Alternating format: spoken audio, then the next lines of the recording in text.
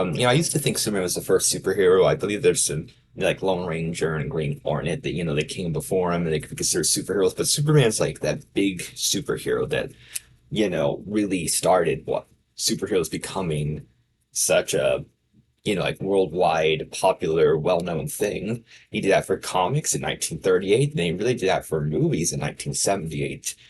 And so Superman really is something big, and he was for a long time the most popular superhero, the most.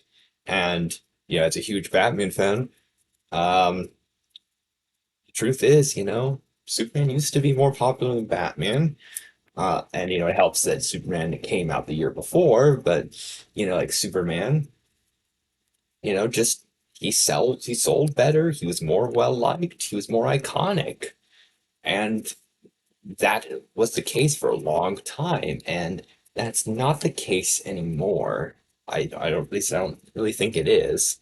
When people think of the most popular superhero, really it's kind of a two-part answer because it's really Batman for DC and Spider-Man for Marvel. And DC, I believe DC's a name Detective Comics, and as the comic Batman appeared in. So now DC, Batman's so influential in DC that it's named after Batman. That pretty much goes to show that Batman is their big defining character. It's not Superman anymore. And Superman has held around for a long time and is definitely the second biggest superhero they have, but he's gone from really being the most popular superhero to really being third behind Batman and Spider-Man. And, well, why is that? Well, I think actually 60s Batman actually deserves a lot of credit for bringing Batman to the top. Superman had a very successful TV show in the 1950s, and, it technically had, I mean, not as many episodes, but it did have more seasons. But 60s Batman was a huge phenomenon that became more well known and definitely more popular than that show was.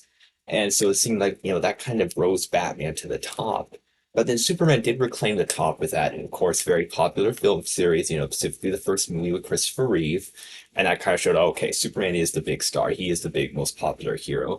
But then Batman came around in 1989 with that film done by Tim Burton. I think ever since then, Superman's never really been able to compete with Batman.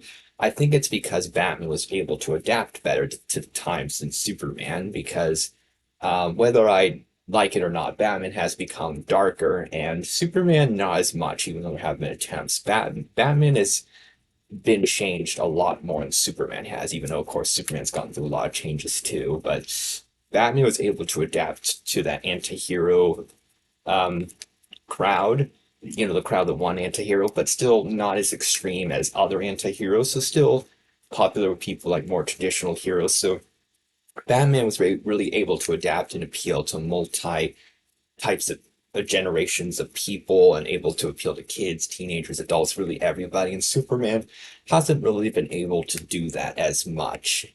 Like, he hasn't really connected with people in the same way that Batman has, or really the same way that Spider-Man was able to when he finally became a film star and kept getting adaptation after adaptation.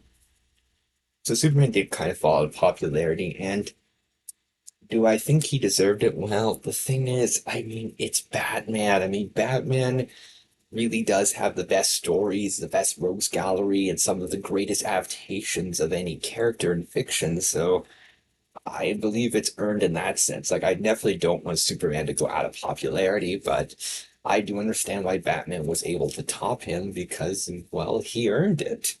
And that's never to take for granted the fact that Superman is an amazing character with some great adaptations that are very important, influential, and inspirational. But I do believe that Batman topping Superman does make sense.